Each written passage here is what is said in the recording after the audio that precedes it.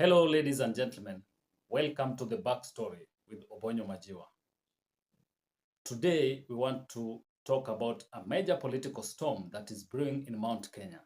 In this video, I will tell you why UDA leaders like Kimani Ichung'wah and Moses Kuria are facing a major political backlash in their backyard after they came out to verbally attack President Uhuru Kenyatta, who was seen in a church service with Kalonzo Musyoka in Mwingi County. Mwingi County is Kalonzo Musyoka's political backyard. If you're new in this channel, kindly hit that subscribe button and the bell down below so that you can be notified when we post a new video. Tumetishwa, tumeambiwa nini, tumeambiwa sijui nini. Kila saa mtu akishindwa njia ya kufanya kitu yake, sijui serikali iliyopita. Sasa kesho yake mtasema hata watoto wakikataa ama mama akikataa kuzaa, unajua Uhuru wala mimi sijui, lakini tumezoea tu, tunayasikia, inaingia na inapita na tunaendelea. President Uhuru Kenyatta's challenge to Ruto's administration is what has formed the basis of verbal attack from UDA elected leaders led by one Kimani Ichung'wah. And in his reply, Kimani Ichung'wah said this to President Uhuru Kenyatta. I would want Uhuru Kenyatta today to look Kenyans in the eye. Tell Kenyans that he did not deplete our foreign exchange reserves. I would want Uhuru Kenyatta to look Kenyans in the eye. Tell Kenyans whether he settled the over 60 billion shillings in fuel subsidies that he left in our debt books. Let Uhuru Kenyatta look Kenyans today in the eye and tell them the maize subsidy, money owed to millers, almost 4 to 8 billion shillings, he left in our debt books, is propaganda or is a lie. Because figures speak, numbers talk, and Uhuru Kenyatta cannot run away from his failures.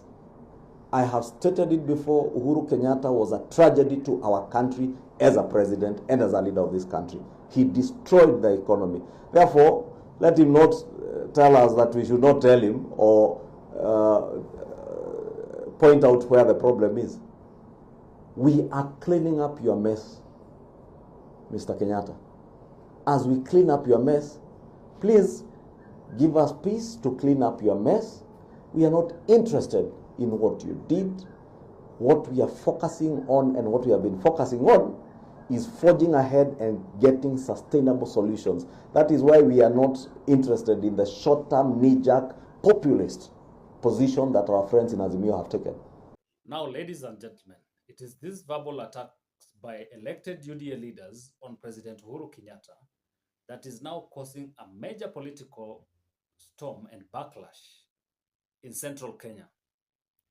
Just this week, around Tuesday or Wednesday, there were reports of demonstrations in Kiambu, which is President Uhuru Kenyatta's hometown. And during those demonstrations, youths condemned both Ichungwa and Moses Kuria for attacking a person whom they consider as their political leader.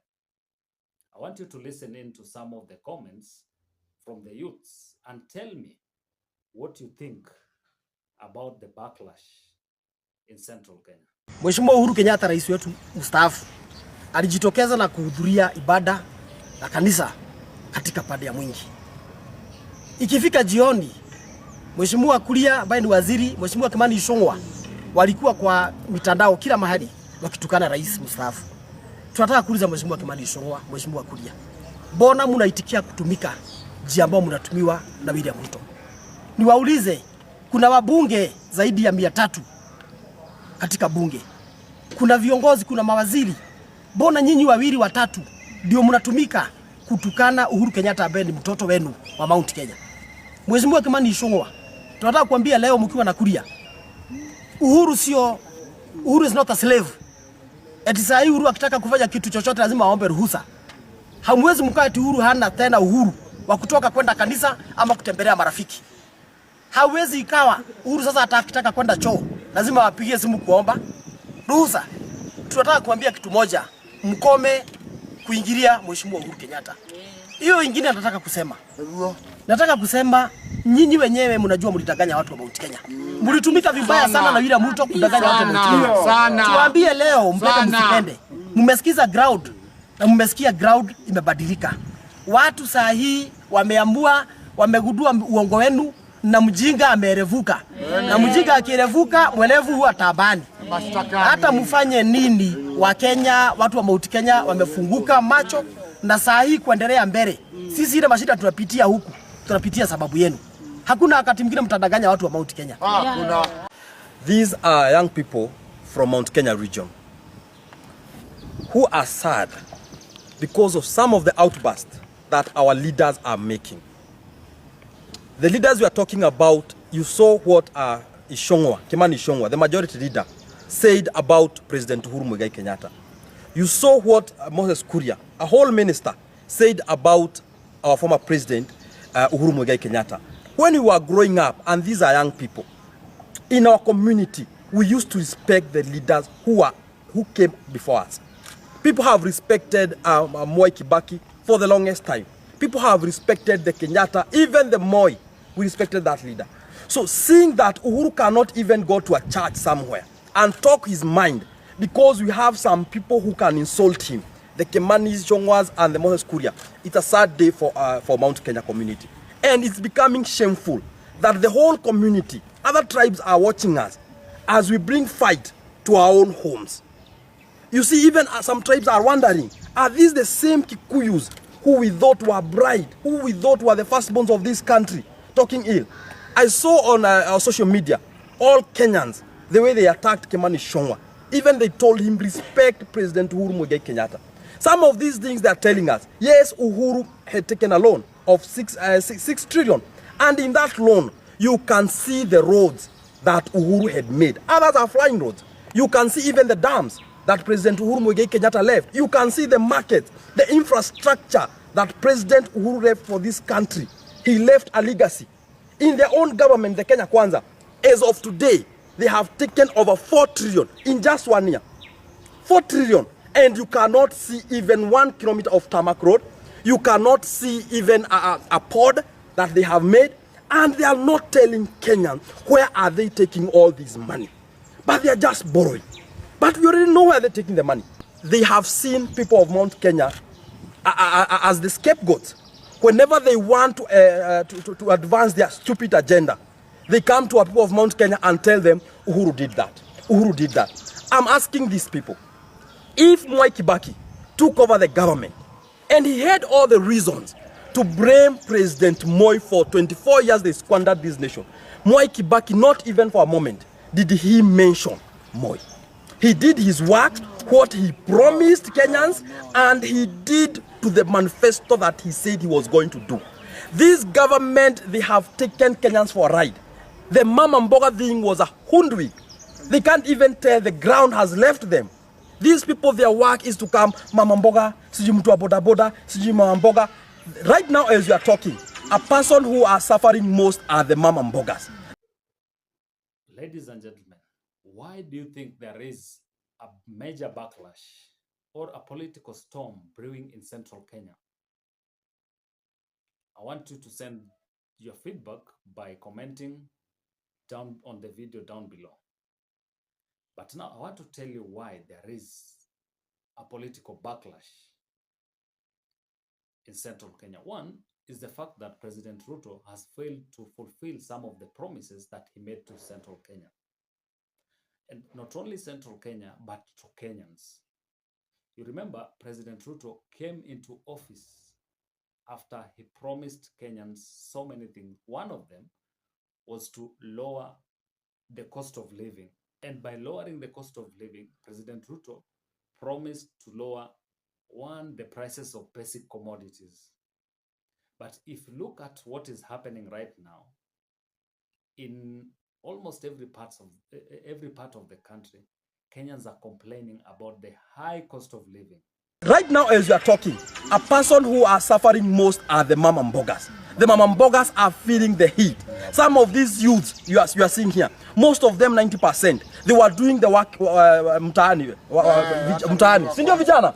Wao walikuwa wanafanya vijana mtaani kazi. That they employed a lot of people that was started by Uhuru Kenyatta to make these people that at least they are earning something for their families. When this government came, they started with lies that after 2 weeks they will be planting 15 billion trees. Now they are going to build houses. A lot of lies and conmanship. The second issue is about guaranteed minimum returns. You know, when President Ruto was campaigning in 2022, he promised Mount Kenya farmers that when he comes into office, they were going to get guaranteed minimum returns on cash crops such as coffee, tea, macadamia, etc., and milk as well.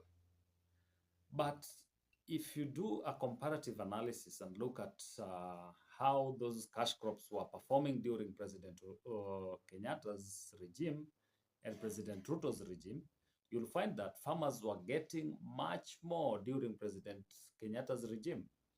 So they're asking themselves, like, were we conned or what is happening? They went around Mount Kenya telling us about the minimum guarantee that they were going to give out to our farmers. Last year, you could not have even touched them, telling our people that there will be a minimum guarantee for the coffee, there will be a minimum guarantee for macadamia, and so on and so on all those lies. Right now, the coffee that they said it was 150, today we are talking it's 40 shillings. The macadamia was 180, today it's 20 shillings. The third factor is the cost of doing business in Kenya right now. So many businesses in Kenya are struggling because of the high cost of doing business, high taxation rates, and businesses are making losses because of the low purchasing power by Kenyans. And Mount Kenya residents are known for their business prowess, and anything that affects their businesses is not taken lightly. This government is taxing the common mwananchi to nothing.